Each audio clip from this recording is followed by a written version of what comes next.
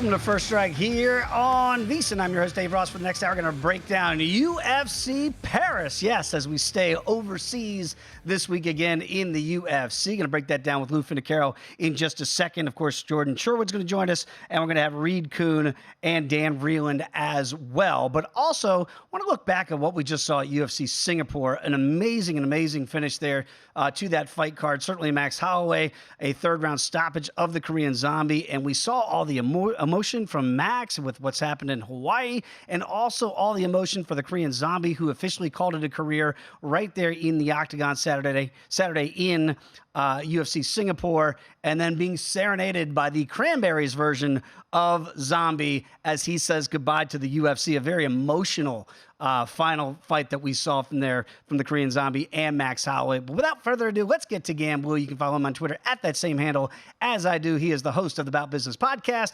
Always great to catch up with Lou Finocchiaro here on First Strike. So, Lou, very quickly, before we look ahead to UFC Paris, we're getting that international fight flavor certainly in the UFC right now. I mentioned it there with Max Holloway with the big impressive victory as the Korean Zombie says goodbye to the UFC. For Max's point, he says he wants to go on and get a fourth shot, maybe against Alexander Volkanovski. Do you see that for Max in the future? And what type of number would you theorize we might see if that fourth fight happened? Dave, first of all, thanks so much for having me on. I love coming on, sharing thoughts about the fights, but I honestly do my best to wait until they announce it. Then I'll handicap it, and I'm a terrible line setter, so I'm going to avoid that. But I'll say this. Volkanovski is going to have to address Max. Max keeps winning, and he stays there. Maybe the UFC steps in and is the bad guy in this to prevent it from happening, because I don't know how marketable it is, and the UFC's after marketing. Yeah, absolutely right. So again, you're right. I mean, Max has beaten everybody not named Alexander Volkanovski in the division, so we'll find out what's next for Max. Okay, let's see what's next for UFC Paris. The main event, Ciryl Gane going to try to hold serve at home in Paris. Of course, the Frenchman right now is a solid favorite. It's come down a little bit, though, here in the last couple of weeks against Sergey Spivak here. We know what Spivak wants to do. He wants to wrestle. He'd love to get this fight down to the ground. I don't think that's where Ciryl Gane wants it. That home court advantage, if you will, Lou, right now you see Ciryl Gane at minus $1.66. What do you make of this main event? I make it as an intriguing matchup, and I take note that it opened 215 and it's come down a little bit in favor of Spivak. I mean, there's really a couple of camps of thought. Number one is you have a deft, fluid-moving, athletic heavyweight that moves like a middleweight, only strikes like a heavyweight in Gane. However, in his last fight against Jones, he proved that he couldn't stop a sneeze, let alone a takedown. And Spivak, what we have is a guy as slow as a glacier, and his punches are telegraphed. He's not really anything but awkward on the feet, but he's not there to get in a distance fight with Gane. He's going to grope him, try and press him against the cage and take this thing down to the ground. He just saw the blueprint to Gane's kryptonite or his weakness, and he's going to follow that. I've been searching for totals on this fight. I found one in a faraway place, 2.5 under 160. It tells me that by that total that we're going to get a Gane knockout because the polar bear can't get him in his reach, or the polar bear is going to go out there like an NFL middle linebacker, take Gane down and submit him.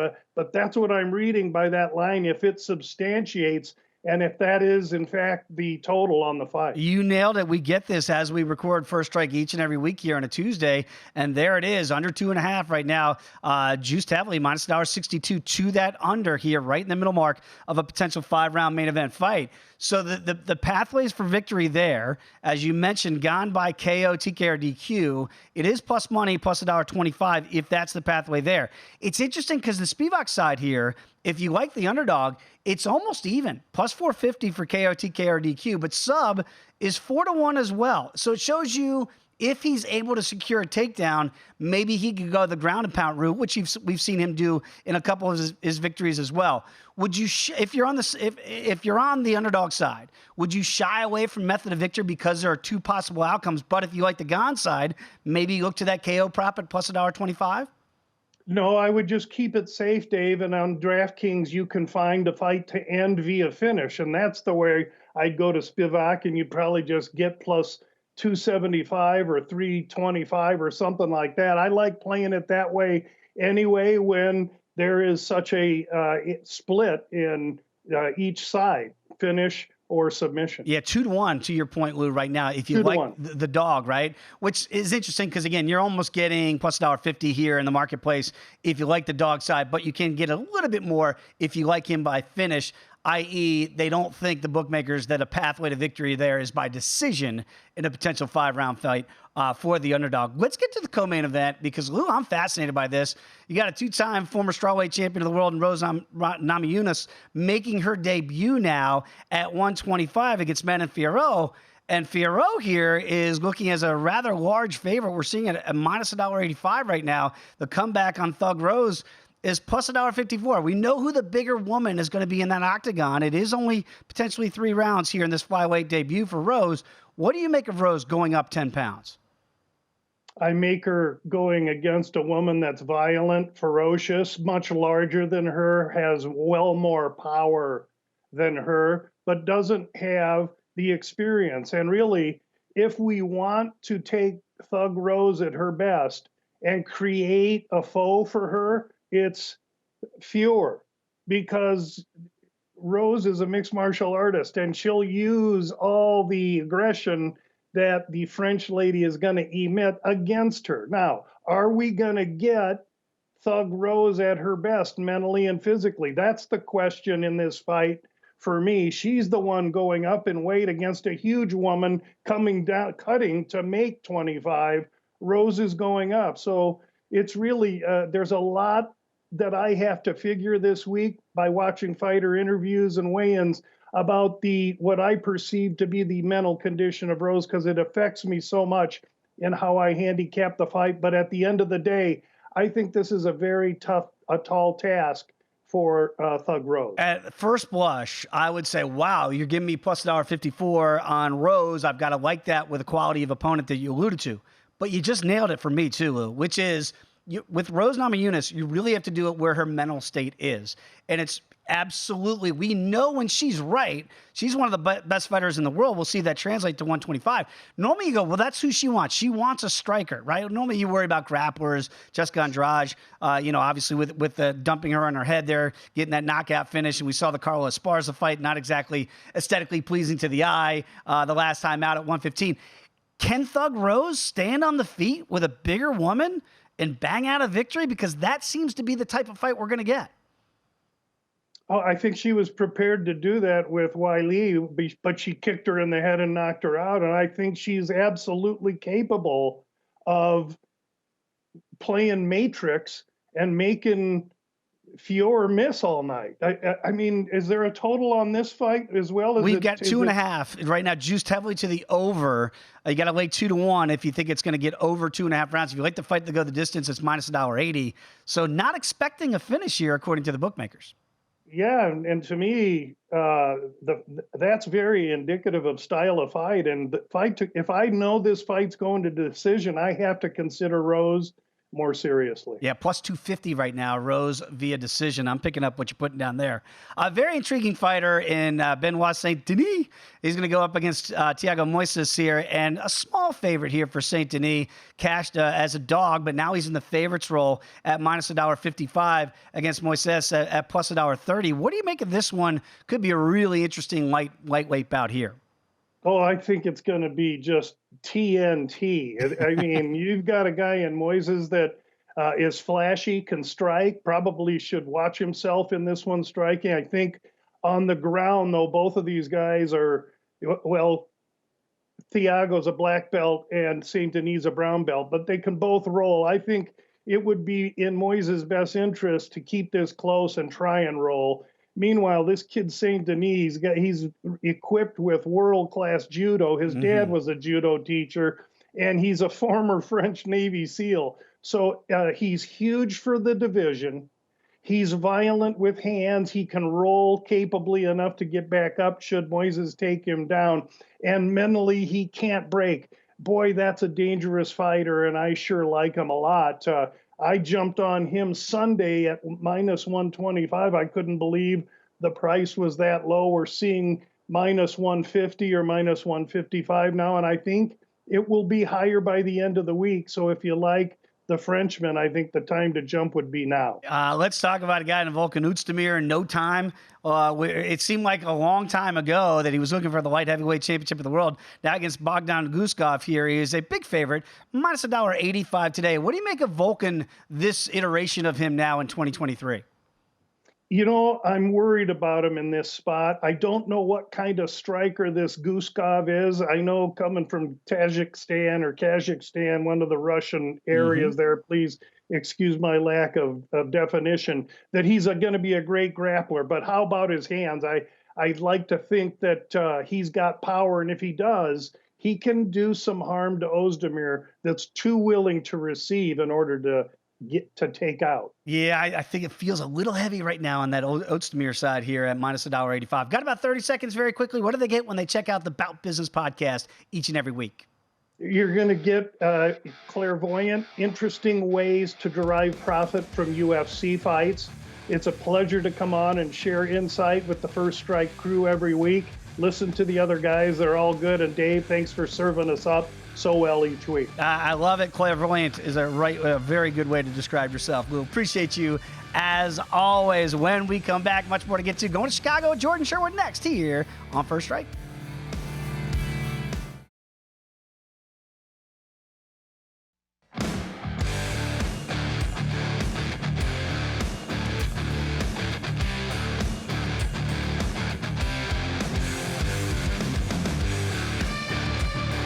DraftKings Sportsbook is giving you plenty of ways to bet the UFC. Just download the DraftKings Sportsbook app. You're going to be able to bet on more than just the main event. DraftKings has great odds on fight lines, total rounds, and features for all MMA events. Eligibility restrictions to apply. See DraftKings.com/sportsbook for all the terms and conditions. Back here on First Strike, Dave Ross in Las Vegas. Let's go back out to the second city known as Chicago. Jordan Sherwood. You can follow him on Twitter as I do, or X as they call it. Wood on ESPN 1000. It is officially that time to bear down, hence the pullover that you have there. Before we get to UFC Paris, you've been in California, you're back in Chicago. Is your body acclimated from the hundreds degree temperatures back to the what you're going to get in Chicago? Well, it was actually 100-degree temperature here in Chicago the last couple of days. So, yeah, heat wave. Look, I'm entitled to take a little vacay before the kids go back to school. So we took advantage, did Universal, In-N-Out Burger, the beach, took advantage as much as we could. And now it's back to the grind, talking to people like you. Well, it's great to have you back on First Strike. Mom always asks, where's Jordan? He's back, Mom. Okay, so let's get to it. We're going over to Paris for UFC Paris. And look, we understand how these international cards go, right? You're going to have a lot of French men and women on these cards. It's going to be the local flavor. First of all, before you get into some of these cards and breakdowns, does that affect fights that you think might hit the cards? We've seen it play out before, that sometimes judges do get affected by, quote unquote, the home crowd, if you will. Absolutely. It has to. When you get a fight like, let's just say, for example, Benoit Saint Denis and Thiago Moises, obviously the home crowd is going to be backing Saint Denis. I don't expect that type of fight to go to the judges' scorecards. I think we got finishers in both ends. There's solutions in both ends for it not to make it to the judges. But Saint Denis is a striker. Saint Denis is a powerful puncher. And if he's landing and Thiago Moises is trying to look for the grappling game and it goes to the judges' scorecards, by all accounts, yes, the judges could be weighed by fan reaction. We've seen it time and time again, especially in Brazil, where we've seen some odd decisions, obviously the countless years that they've been there. So I am absolutely believing that would be a factor. Although obviously there's a lot of study that has to play. We have a lot of new fighters that are on the card. And of the French fighters, at least initially, hey, hate to tease it, but whatever, outside of the co-main event, I don't see a lot of these fights going to the judges' scorecards. Well, this one here with Saint Denis against Moises, as you mentioned, the under right now, juiced a little bit here, minus $1.35 to 2.5 rounds to that under. Saint Denis has gone up a little bit as a favorite, now up to as high as $1.55 we're seeing out there in the marketplace. To that end, Moises is probably thinking the way we are, too. I don't want it to go to the judges' scorecards. Is that another reason to think that the unders could be fashionable here in Paris? Well, look, first off, St. Denis is a finisher. He's got 11 wins, and all of them have come inside the distance. So, he's a guy that and is surging. After he had the loss to Alessio Dos Santos, he's had 3 fights in a row, all finishes. He's looked extremely impressive. He was great the last time that we saw him on the Paris card against Gabriel Miranda. Obviously, also, Tego Moises will struggle with a striker of his caliber, but on the other flip of the coin there, and that's why I believe in the under. Like, this is the absolute best grappler that St. Denis has faced, especially in the UFC, probably in his mixed martial arts career. And Moises does not waste any time. He can find submissions in all ways and shapes and sizes, and well-versed on the ground. So, yeah, I think probably Moises is having that in the back of his mind, that he can't let this go to the judges' scorecards. He has to go out there, hunt for a finish, hunt for a takedown, see what St. Denis can do on the ground, which is why I think I like the under as a play at under 2.5. Both guys finishers. One has a solution on the ground, the other one on the feet. Yeah, Moises right now plus 450 via sub if this fight did hit the ground. Benoit St. Denis right now plus 250 KO or TKO or DQ. Let's get to the main event with Ciryl Gane. And again, I'm sure Ciryl Gane does not want to keep hearing about the John Jones fight, right? It did not go his way. First round against arguably the greatest MMA practitioner we've ever seen. We have to assume Jordan Sherwood. He's been working on takedown defense against a guy like Sergey Spivak. If that's the case, what are the pathways that you see for Gane? Because the fight stays standing. It feels like he's got a clear advantage with the striking. Yeah, he certainly does. I mean, obviously, we noted leading into the John Jones fight and prior to that, the fluidity, the quickness, the guy moves like a light heavyweight for a heavyweight. We saw him impressively do that, avoid the damage against Tai Tuivasa the last time that they were in Paris, and he got that finish. He looked impressive against Derek Lewis. He went 5 rounds with Alexander Volkov. So absolutely, that's where he wants to keep it. He wants to keep distance, and he wants to punish, because he'll be the quicker fighter for sure, against Sergey Spivak. And quite honestly, Sergey Spivak, he's not necessarily like the wrestler's wrestler. Like, he looks for the clinch game and then looks for the takedowns. We saw that evident in his last fight, his last win over Derek Lewis. He got the Black Beast up against the cage several times and just continued to ragdoll him. I don't think that he could do that against Ciryl Gane because of the quickness. And B, I think Ciryl Gane's a little bit, too strong for that to happen. Albeit, I understand you just pointed it out. It was a knife through butter, with John Jones and Ciryl Gane. But I think, Gane just, his fluidity, his quickness, his Muay Thai background. And quite honestly, if it does go to the ground, I've got confidence in him off of his back to not fall into the Sergey Spivak trap. So that's why I think it is absolutely, get in on that money line right now at Ciryl Gane, because I think he's got a multitude of ways to win this fight.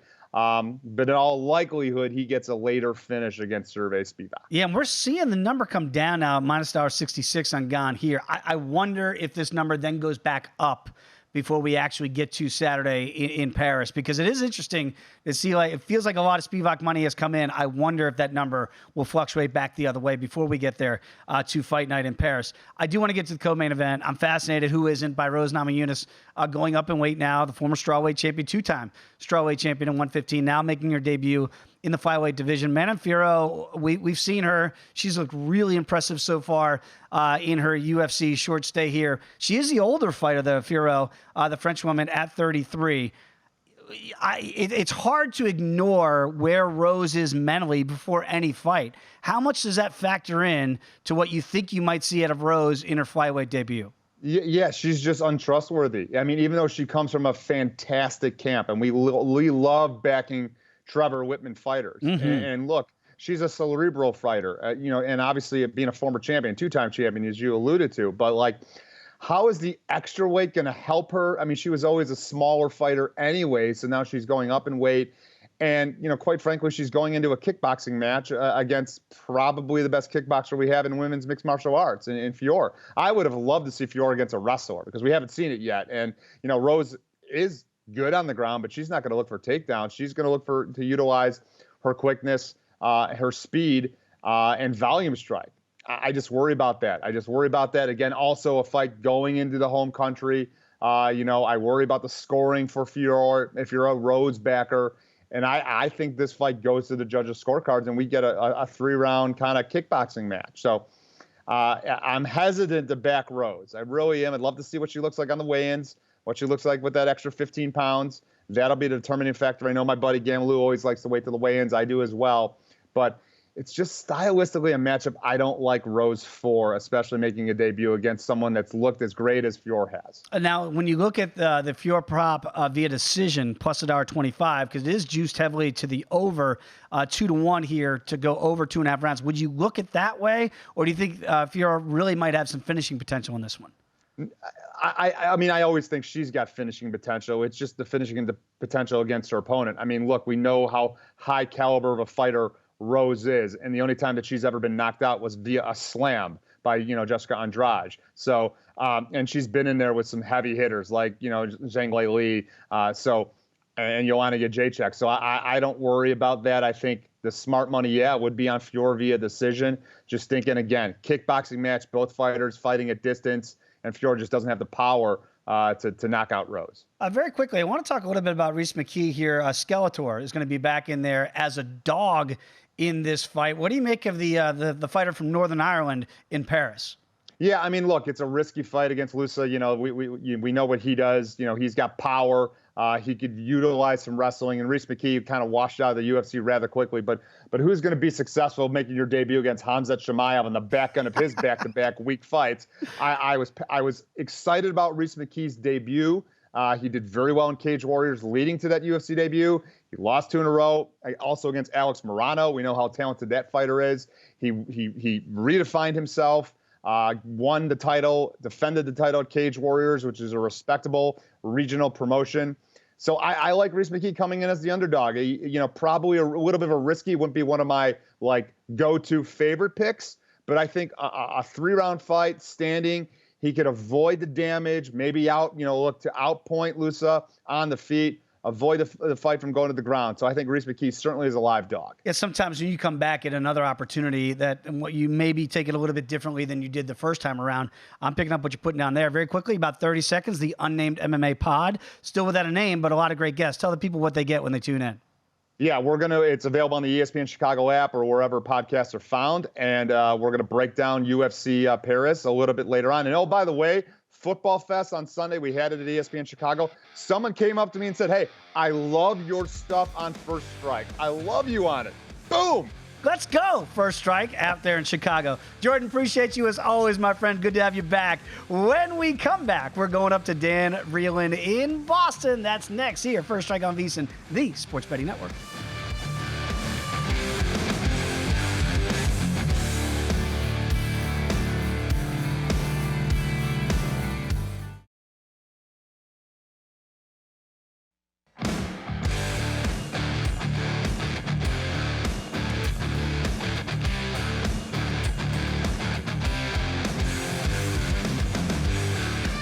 Start your morning with VSiN Daily Morning Bets. Josh Applebaum gives you every piece of info you need to be ready for betting the day's biggest games in just 15 minutes. He discusses line movement, injuries, and what you need to be looking at before you make said bets.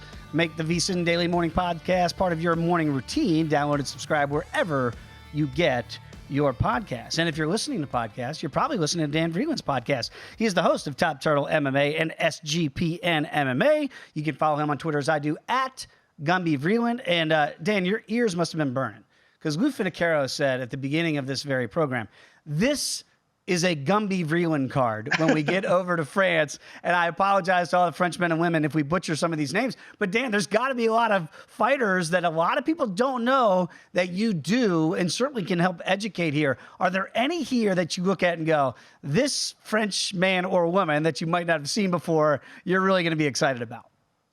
So there's two particularly. One's actually not French, but is making their debut. Bogdan Guskov is a fighter who I've didn't actually have very much on before I saw him announced for this fight. And now that I've seen it, I don't know how it's going to play necessarily against Volkan Ozdemir because, look, he's a crazy power puncher. He absolutely turns people's lights off. But, so was Volkan Ozdemir when he first came to the UFC and got his chance against some high-level competition right out of the gate. He got a title shot in just a year's time by getting high-level opponent to start right away. Guskov kind of gets that chance here, and with that power punching ability and knowing that, hey, Volkan Ozdemir sometimes gets hit, plus 154 doesn't sound terrible. And then another name, an actual French name that I'm excited for is Nora Cornol. She's fighting Jocelyn Edwards. That fight is coming in right around even money. Cornol is a very high-level Thai-style kickboxer. She fought, kickboxing for a really long time. She made that switch to MMA, and she's got low-key really great ground game despite the background. I saw her finish a fight one time with a crucifix and some elbows to the head, which is really awesome. And so seeing her against Jocelyn Edwards, somebody who's kind of like had some trouble when she herself can't take people to the ground, I think it's going to be a good fight for Cornell. So those are the two newcomers I'm the most excited for. Yeah, Cornell right now minus $1.08, basically a pick, almost a pick 'em there against Edwards. Let me get back very quickly to that fight with Guskov against No Time Ozdemir here. When you look at Volkan, I don't want to say this is the last shot, but you almost feel like if you're Volkan Ozdemir, you're like, oh, you're going to give me the kid? Because like you said, that used to be my role. I was the kid, fast-tracked all the way to a title shot against Daniel Cormier. It feels like 1,000 years ago here. Do you worry that Ozdemir now maybe 33, taking some shots, that as a big favorite, minus $1.85? I know you're leaning towards a dog here. If you're Volkan, do you go, all right, I see what the UFC's doing. They're saying, if I can't beat these up-and-comers, maybe it's my time is up for a guy that's nicknamed No Time. Yeah, so I first of all, it's worth noting that they did want to give Azamat Murzakanov first, who's a ranked guy. So they weren't necessarily feeding him to the wolves or feeding him to a brand newcomer until he needed an opponent.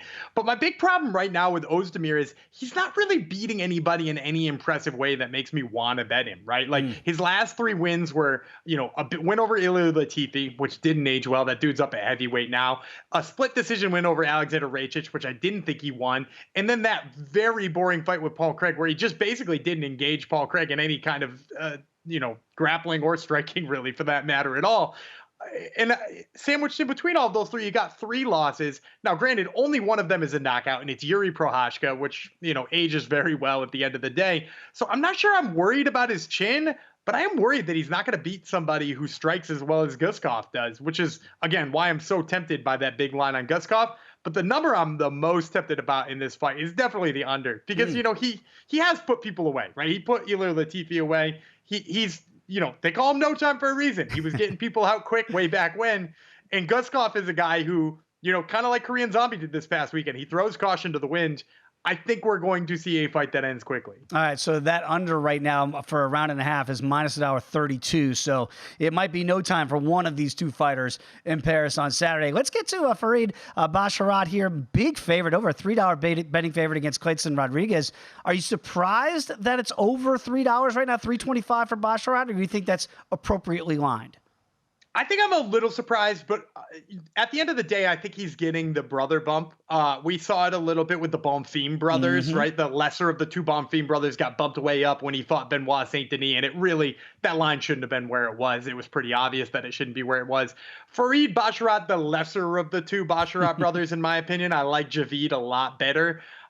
But at the same time, I really do think Farid is going to win this fight. I don't like the number where it is, jacked all the way up to over negative 300 now. It opened way lower than that. But at the end of the day, I think he's got the grappling to put Clayton Rodriguez on his back. He does have good positional jiu-jitsu, even if maybe not the finishing ability that his brother does. So I think he's probably going to be able to hold him for the better part of 3 rounds here and probably either win a decision or just wear out Clayton. All right, so look for that over 2.5 right there. I'm picking up what you're putting down in that one. Let's get to the main card a little bit. And obviously, I want to start off with the co-main event of the evening. That's Manon Fiorot against Rose Namajunas. And again, Thug Rose, we haven't seen her in a bit, making her debut now at flyweight. How do you judge that, Dan? When you see a fighter, because it was a great point that Jordan Sherwood made earlier. When you think of Thug Rose, she was almost slight at 115, and now she's going up against a much bigger woman in Manon Fiorot. Should she be this big a dog right now, plus $1.54? I think so, because for me, I worry about 2 things here. You mentioned her coming up weight. She wasn't a very physical fighter in the first place, right? You look at the time she was in the clinch with Jessica Andrade, she just picked her up, slammed her right down, and that was ultimately her demise. So you have to worry about the physicality, and Manon Fiorot is very physically strong. She's jacked. And she low-key has pretty good wrestling too. I think people sleep on how good her wrestling has been. She hasn't showed it much in the UFC, but she showed it on the regional scene. So I like Manon Fiorot in the clinch there. And then the other thing I worry about Rose Namajunas here is most of the fights she wins striking from distance. That's how she knocked out Weili Zhang. That's how she beat Joanna Jędrzejczyk both times. That's where Manon Fiorot's best. So you're telling me I'm going to get the bigger woman. I'm going to get the one who likes to strike from distance. And Rose Namajunas is either going to give her what she wants or go to where she's worse. So I like Rose Namajunas quite a bit, but I really do think Manon Fiorot is a terrible matchup for her. Yeah, I've been looking at this all week, trying to figure out a pathway for Thug Rose, and certainly one of the more popular fighters and champions we had at 115. But I'm with you; it's hard to get there right now. Look at the KO prop for Rose Namajunas, right? KO, TKO, or DQ, and this is the way Rose, when she's at her best, win 14-1, Dan. So it's telling us here that if she does get a win, it's maybe by decision plus 250. But really, I'm with you. The Fiorot side feels like right now the right side, and maybe that number does go up before we get to Saturday. The main event, we're going to have another French person here. We got a French woman in the co-main event. We're going to have French men in the main event here with Ciryl Gane. Now, Sergey Spivak, we know, wants to wrestle. We would think that would be the pathway to victory. Can he catch Ciryl Gane in order to get him down to the ground, or do you think Ciryl can use that athleticism, that mobility he has to frustrate the polar bear here in Spivak? I think he's going to frustrate him a little bit, but at the end of the day, I think Spivak's going to get enough takedowns here. Because, look, Ciryl Gane, amazing striking from distance, right? But he's openly admitted that he does not like training wrestling, and he tries to do it as little as possible. Plus, are we forgetting that Francis Ngannou took him down 80% of the time in their fight? Because I remember that, and I remember thinking, oh my God, this guy just got taken down by Francis Ngannou again. And now he's going to be fighting Sergey Spivak, a guy who took down and submitted Derek Lewis. And he took him down 75% of the time in the fight. And as a matter of fact, he's gotten 75% of his takedowns in each of his last 3 fights. Now, granted, that's not against the same kind of strikers as Ciryl Gane, but at the same time, he's great once he gets people down. He holds people down. So I think the fact that he submitted, somebody like Derek Lewis. He submitted somebody like Tai Tuivasa. 2 guys who, while we don't think of them as grapplers, are tough to submit. I do think he's going to have a huge jiu-jitsu and a huge wrestling advantage over Ciryl Gane here. I think he's going to get him down enough times. I think the question, if you like Ciryl Gane, is just can he catch Sergey Spivak on the way in? So I might lean to, if you're liking Ciryl Gane in here, looking for a KO prop. But I'm going to lean on to the side of just the money line on the underdog here.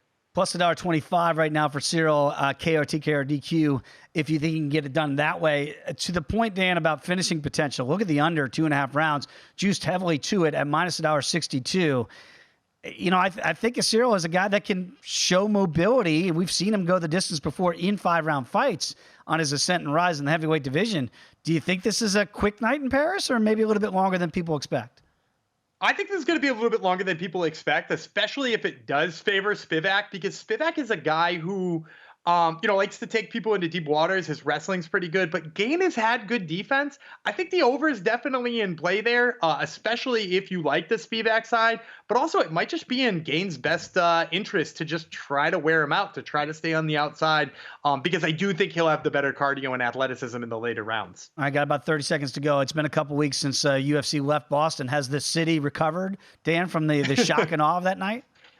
So Boston has recovered as good as it possibly can, and especially after, something like Sean O'Malley shocking the world, or at least shocking me. He maybe didn't shock everybody, but he shocked me with that. So, yeah, no, it recovered as good as it possibly can, and maybe that was just having only one Irishman in the card will do that. Yeah, a big Irish crowd there, contingency in Boston, certainly for that night, as we saw the title change hands. Dan, we appreciate you as always, my friend. Enjoy the fights over there in Paris. When we come back, going to Washington, D.C., Reed Kuhn next here on First Strike.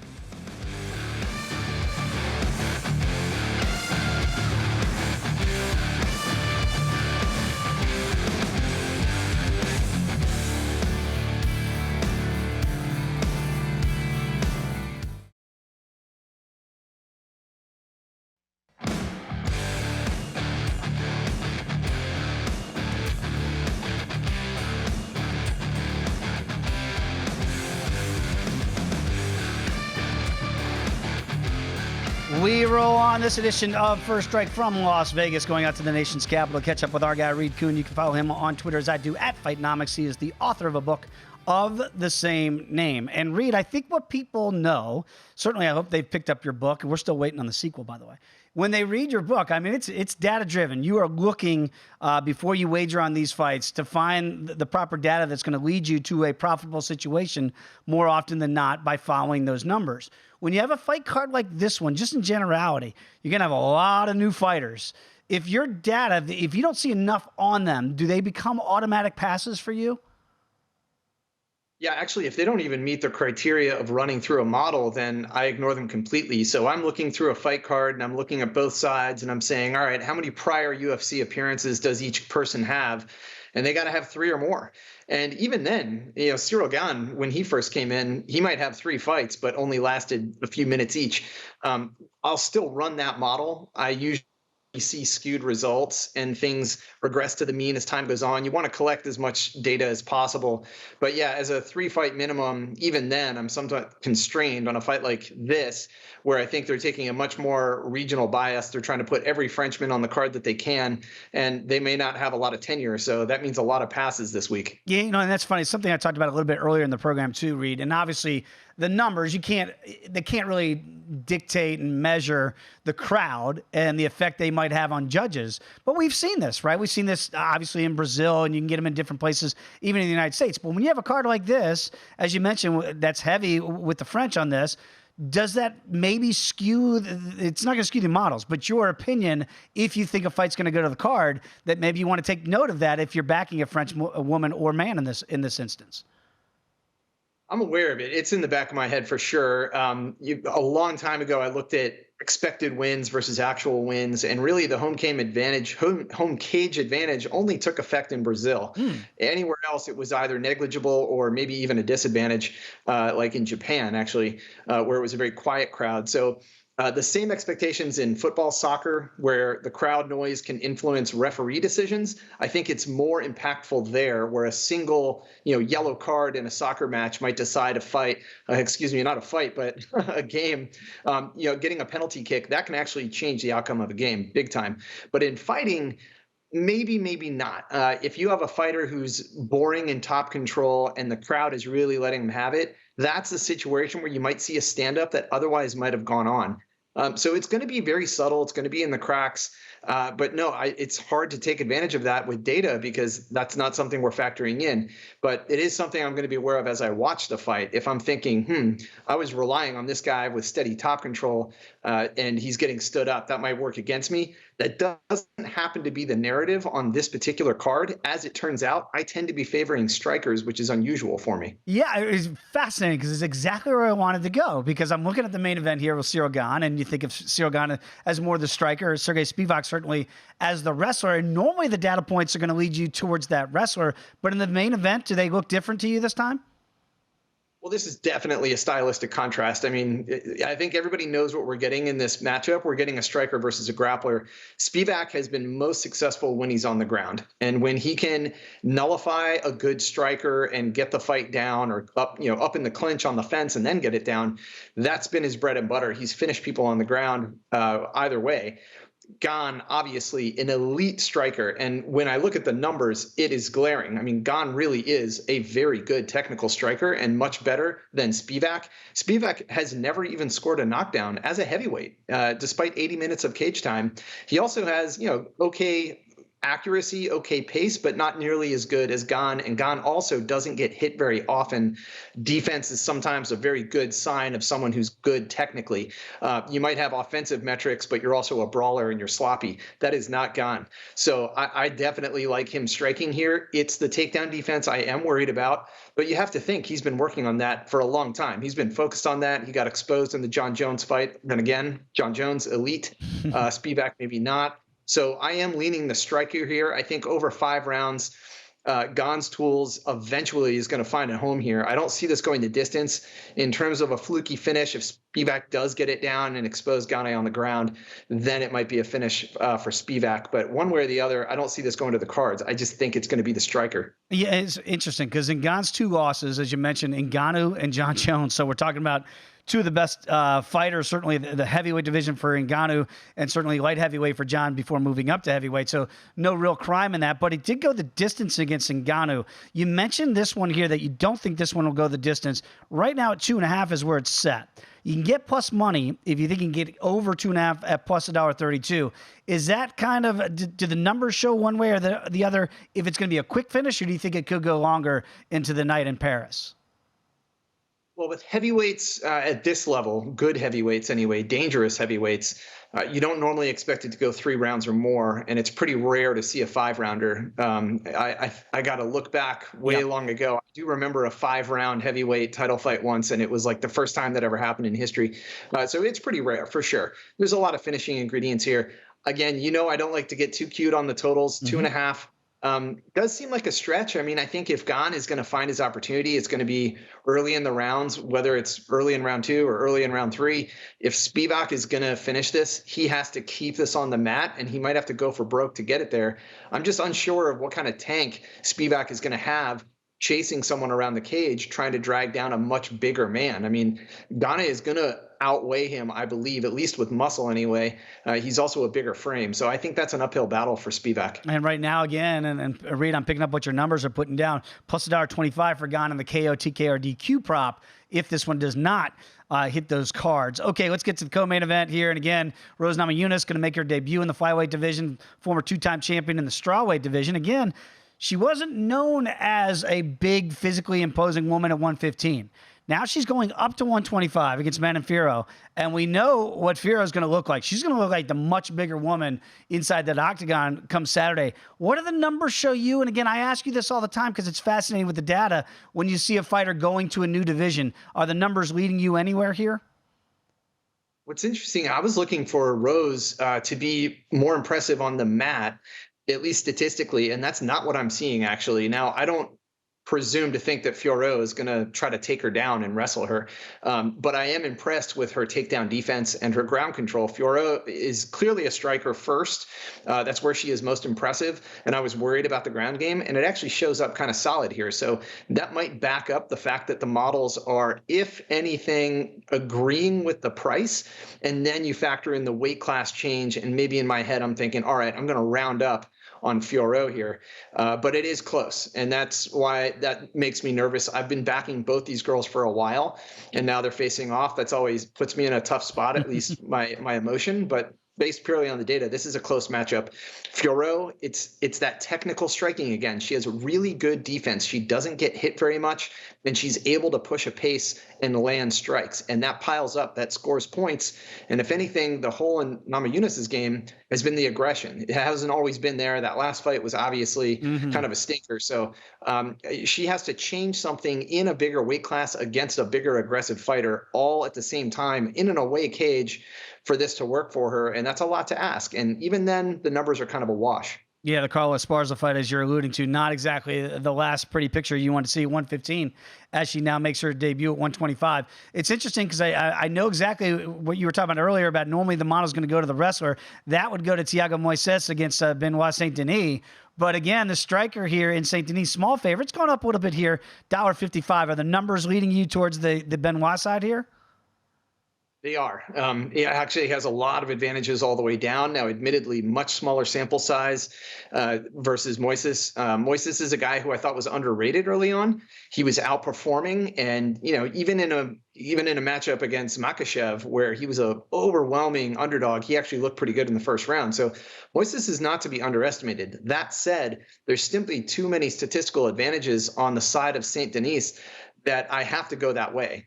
He is going to be much bigger, and that's one factor. He is clearly the crisper striker, and his ground stats actually look pretty good. No one's really taken advantage of him much on the ground. He's fairly aggressive with those takedowns, and Moises surprisingly not as impressive statistically. So there's a lot going on this page that surprised me. I hadn't really, heard of Benoit Saint-Denis until he just hit the 3-fight minimum for me recently. And so here I find myself betting on him despite the fact that he's taking on a veteran. So again, this is a card full of surprises for me. Now, if you follow Reed on Twitter at Fightnomics, you would know by now that before a big fight card, you normally have an appropriate dinner that would go with it. For this card at UFC Paris, do you have some French cuisine that's going to be in the recipe here? I don't know. It's a great idea. It's also Labor Day, man. I got to be firing up the grill and doing some burgers. That's way too American. The fights will be done by the time it's dinner time. So we'll see what happens. It's a long weekend. I got to do something nice. I can't wait to see it. Always makes me hungry, that's for sure. Reed, appreciate you as always, my friend. Enjoy the early fights over there in Paris. We'll catch up again next week. All right, everybody, you know the drill by now. Cash those tickets. You got to listen to First Strike each and every week. We try to get you the best of the number before the fights. Enjoy UFC Paris. We'll see you next Tuesday here on VSiN.